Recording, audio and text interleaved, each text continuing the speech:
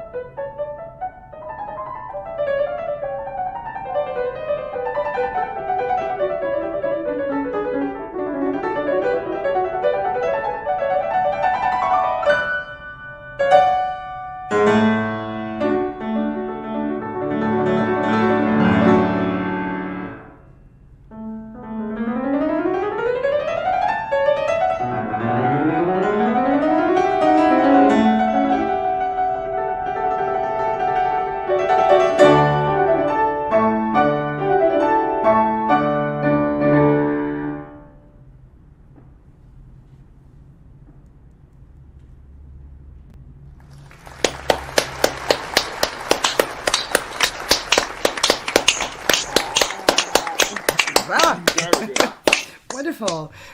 What a great rendition and wonderful performance. Thank you so much. I'm quickly passing the baton to our judges. Okay, Gevorg, you go first. Sure. This time I can do it. Hi, Jacqueline. I was listening to it and I was thinking, is it true that you're 10? You sound like you have 10 years of experience playing this concerto alone. Look, Jacqueline, I'm not a pianist, so again, I will not be commenting as a pianist, but I'll be commenting as an audience and as a conductor and as a musician generally. I hear a lot of almost Prokofiev touch to it, but of course, there's very strong, control over the keyboard. But don't worry, piano is not running anywhere. It's with you. Closer. It's not running anywhere. It was very notable that you are using pedal very, very skillfully. Sometimes a little bit too long, sometimes a little bit too short, but you are very much aware. It's almost natural to you, which is very important. I wonder what is your imagination? Let's say right now next to you is not a collaborative pianist. By the way, thank you to him as well. But you are surrounded by an orchestra. And what will be your reaction to that? Will you be able to hear the orchestra around you? Because it seems like you are very, very well aware of what are you doing. But what is your sense of surrounding? Are you listening to the pianist next to you, or you are hearing him? What do you think? Yes, it's like I hear the orchestra part, and I also hear my own part. Right. See, this is where probably it's an English language thing. Let me just give you a friendly advice. Try to distinguish between hear and listen to. Listening to and hearing. You know the difference, right? Yeah. So one of them. But of course, I mean, you totally get me with the technical part and with your control over the keyboard and everything. Now, the tempo was another thing. I noticed that you maintain it from A to Z, and big round of applause just because of that, because sometimes it's not an easy task. Sometimes when it comes to that ritenutos feelings, cadenza part and all that, you tend to veer off from the original tempo, and then when you come back to a recapitulation, you are somewhere else. But you managed to keep it in one straight line, which is very remarkable. So yeah, I don't know. I really enjoyed it. I will pass on the baton of speaking, but it was really nice. Thank you so much, Jackie. Thank you, Jacqueline. Thank you, Gevorg, for the commenting. And I would like to see if we can give a round of applause to your fabulous collaborative pianist. Yeah. Yes. Can we have a bow from your collaborator? Yes. Thank you very much for your wonderful support of Jacqueline's performance. And now to the next judge. Well, I'll jump in here. Yeah. Jacqueline. Okay. Hi, Jacqueline. I'm Joanna. Your playing is spectacular. I really, really was blown away by your delicate sense of dynamics, and also your delicate sense of like minute rubato and pushing the tempo forward. It was so impressive to me. It made me so excited to listen to each phrase, and I was really captured the entire time. And I can't remember the last time I was so excited to hear a cadenza. Like I was just like sitting on pins and needles, waiting to hear what you were going to play, and of course it was spectacular. So I'm really, really impressed. I agree with Gevorg. There's something the sound that you need to hear now is how you fit inside of the orchestra. How do those two voices interact, and how how can you bring the brilliance of your playing to support and to be supported by the orchestra? I think that there's something that's going to bring it to the next level once you get into that playing space. But man, you're spectacular. I really enjoyed your playing. Thank you so much. Wonderful. Thank you, Joanna, for the comments. Very And Dikran, your comments, please. sure. It's very amazing things in that performance, and it's very prodigious playing, both musically, structurally, and pianistically. It's very, very impressive. You really are 10, huh? Wow. So, No one can believe that, huh? not to be critical, of course. There are a couple of things. Everybody talks about the Brahms dot and the Mozart dot, the staccato, right? So it's not really a composer thing. It's a textural and tempo thing. I think sometimes your short notes, your staccato notes are too short, especially in that theme. It doesn't have to be like a Woody the Woodpecker. It's too slow of a tempo. Sorry about this screen here. It's too slow of a tempo in the theme to do. In other words, that staccato should be related to the tempo and to the texture of the passage that you're playing.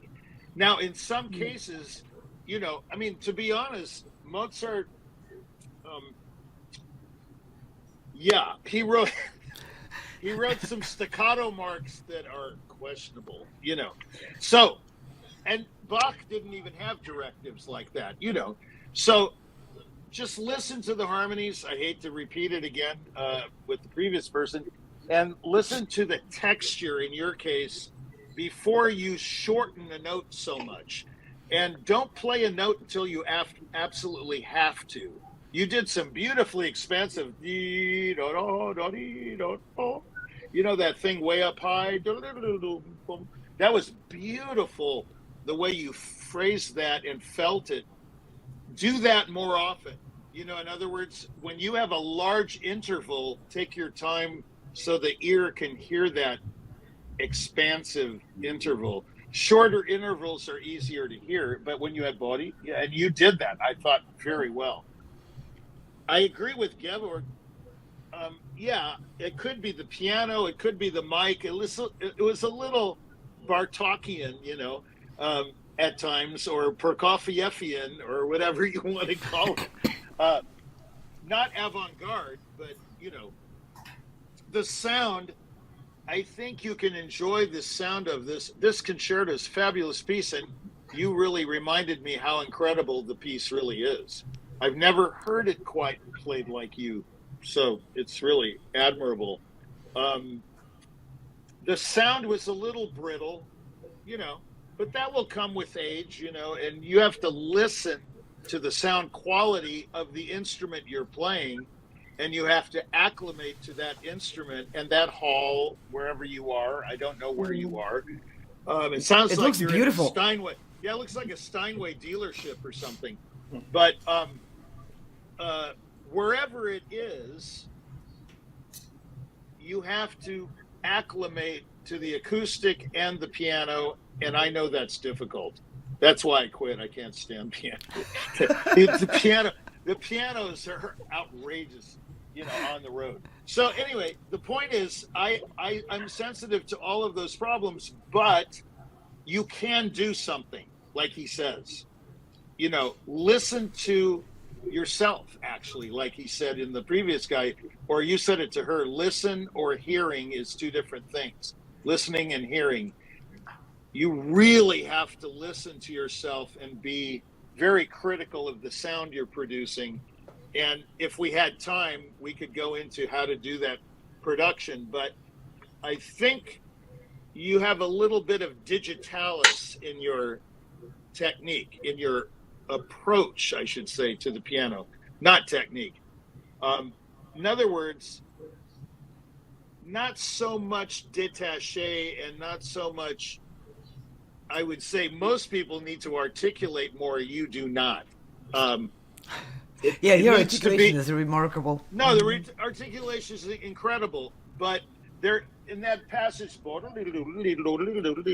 was hearing a lot of thumb sometimes, and not all of that melodic stuff on top. And you have the fingers to do it. So in other words, don't just pound out the thumb in a passage like that. On the other hand, in some of the scalar things, they were so spectacularly independent. Your fingers were like, a McCulloch chainsaw, it was amazing clarity, but maybe the notes need to be, one person said to me once, it's the space between the notes that matter, not the notes. Okay. So yours are separated so well, maybe play, if you can keep your fingers closer to the keyboard and add pressure on, equal pressure on every note, you can have a bigger legato than it sounds like you have. But then again, it could have been the piano and the acoustic. I don't know. Or the microphone. I don't know. Yeah, I think the biggest thing is texture, like staccatos and legatos, and decide what kind of a sound you want out of a short note. Don't just, pop it. You know what I'm saying? That kind of thing. Listen to yourself. But you're only 10, so maybe we should disregard all of those things I just said. I don't know. Only 10. And I want to also do a shout out to your teacher, because it takes a tremendous work together with your teacher to develop to this incredible level quickly. I don't know when you started learning piano, but you definitely started learning it less than 10 years ago. But you sound like it's been much longer than that. Maturity of the touch, the technique, and the musicality is incredible. You were led by a wonderful musician. So I don't know who your teacher is, but please pass on my congratulations to the work was done with you. Yeah, very good. Jacqueline, how long have you been working on this piece? Like about 4 months. 4 months. It's very quick. Very That's quick. fast. Good job. Yeah. Good job. You're really a confident musician and a pianist. Wonderful. Congratulations. Do you have any questions to the judges? No. Thank you. It's okay not to have any questions if you don't have any, but fire them if you have any questions. It's now is the moment for you to just interact and ask Or for anything you want. Yeah, Or challenge. We should be challenged. Argue. I don't have any questions. That's No all right. problem. No problem at all. Well, bravo to you, your accompanist and your teacher. Thank you so much. Wonderful. And we'll be saying goodbye to Jacqueline. And regretfully, this is the end of her performance. Today, we'll hear more and more of her, I'm sure, in the future. Thank you, Jacqueline. Check this out. I know you have always dreamed of performing in Carnegie Hall. So I think this 2023 to 2024 season at Sound Espressivo will be perfect for you. As a platform, we host live online auditions so you can share your music with the entire world. Then we send you to incredible in-person venues like Carnegie Hall so you can perform solo, as a duo, as an ensemble, and with orchestra. This year we have a total of 4 gala events at Carnegie Hall, as well as 4 different opportunities to perform with orchestras in the US, in the Czech Republic, and even in Egypt. We want to help you fulfill your musical dreams. Go to soundespressivocompetition.com to check out our season and to apply.